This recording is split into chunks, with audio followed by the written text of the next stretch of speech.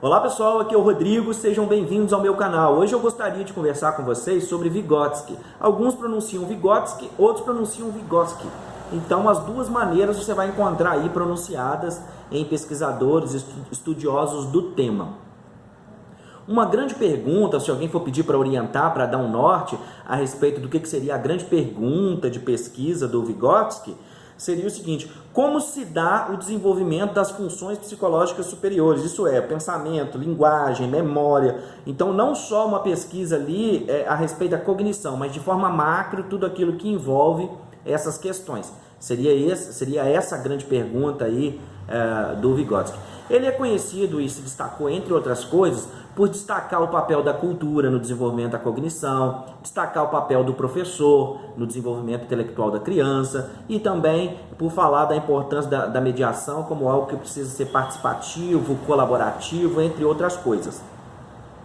Alguns grupos de pesquisa nos dias de hoje dizem que não seria correto continuar enquadrando Vygotsky na classificação de sócio-interacionista ou sócio-construtivista. Eles argumentam que isso teria sido uma tentativa, quando o Vygotsky começou a ser traduzido no Brasil, seria uma tentativa de conciliar Vygotsky e Piaget. Por isso, pegando aí o construtivismo, chamar Vygotsky de sócio-interacionista ou sócio-construtivista. Mas, segundo alguns pesquisadores, segundo alguns grupos de pesquisa, não seria correto enquadrá-lo em sócio-construtivismo ou sócio-interacionismo, mas sim falar de uma psicologia histórico-cultural. Seria isso que ele pesquisou, que ele trabalhou, não é? Seria essa a ideia. Então, dentro disso, não teria um método vygotskiano. Se quisermos falar num método que siga aí Vygotsky, seria uma ideia de método dialético histórico, mas não um método vygotskiano propriamente dito. Então o seu trabalho é sobre uma psicologia histórico-cultural, que é mais um olhar sobre o que se estuda do que um método vygotskiano, né?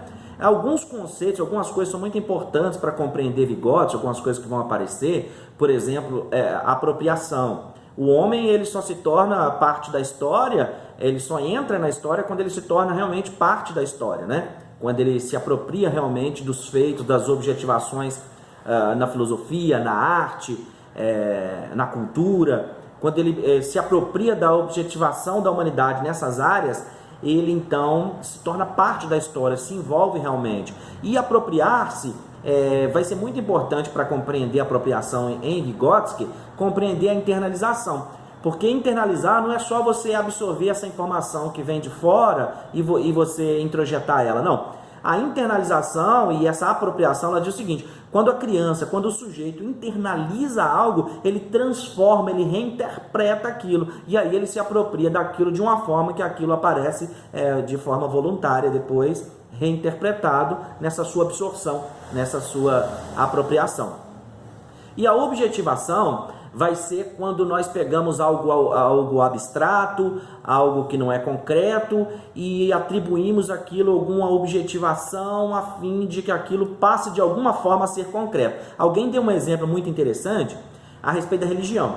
Quando na religião se chama Deus de Pai, você está pegando algo que é abstrato e objetivando o conceito de Pai para que se possa compreender o que é esse Deus, né? Então, internalizar significa apropriar-se dessas coisas no sentido de reinterpretar elas, de fazer uma releitura. E então, agora, quando eu devolvo isso, quando eu falo disso, eu falo de uma forma minha, apropriada, subjetiva, não é? Outros conceitos muito importantes que vão aparecer em Vygotsky é a questão de a zona de desenvolvimento proximal. E isso vai ser muito importante falar, porque Vygotsky vai citar sempre zona de desenvolvimento real e zona de desenvolvimento proximal. O que seriam essas coisas? A zona de desenvolvimento real é aquilo que a criança já se apropriou, aquilo que ela é capaz de fazer sozinha, aquilo que já está ao alcance dela.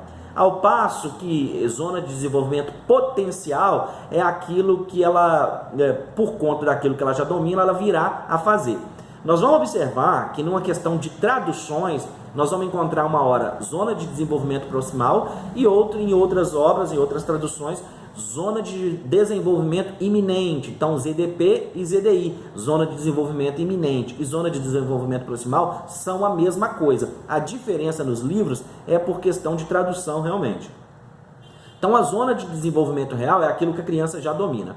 A zona de desenvolvimento potencial é aquilo que espera-se que dentro do conceito dela já dominar algo, ela virá desenvolver. E o que se encontra entre a zona de desenvolvimento real e a zona de desenvolvimento potencial é justamente a zona de desenvolvimento proximal ou zona de desenvolvimento iminente, que é justamente essa onde vai acontecer a mediação. Por exemplo, imagine que uma criança já conhece os números de 0 a 10. E ela já sabe quais são, já sabe escrever os números de 0 a 10. Isso é zona de desenvolvimento real, que é o que ela já sabe. Agora, digamos que potencialmente, por já conhecer os números de 0 a 10, ela vai aprender agora a adição. Então, aprender a adição vai estar na zona de desenvolvimento potencial da criança.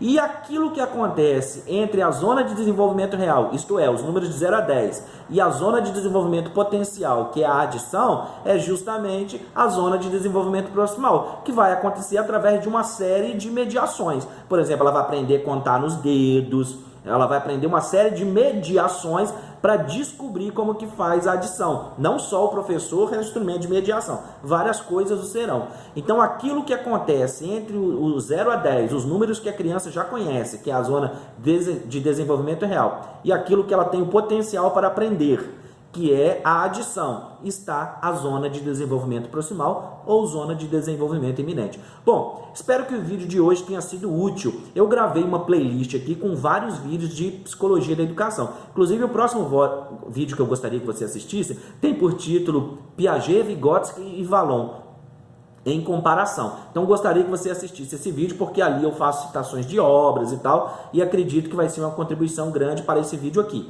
E tem também vários vídeos lá, porque é uma playlist de psicologia da educação. Então eu vou falar lá de behaviorismo, vou falar de psicanálise, vou falar de Gestalt ou Gestalt e de vários outros fenômenos ligados à psicologia da educação. Eu sou o Rodrigo, obrigado por estar no meu canal, um forte abraço, até o próximo vídeo.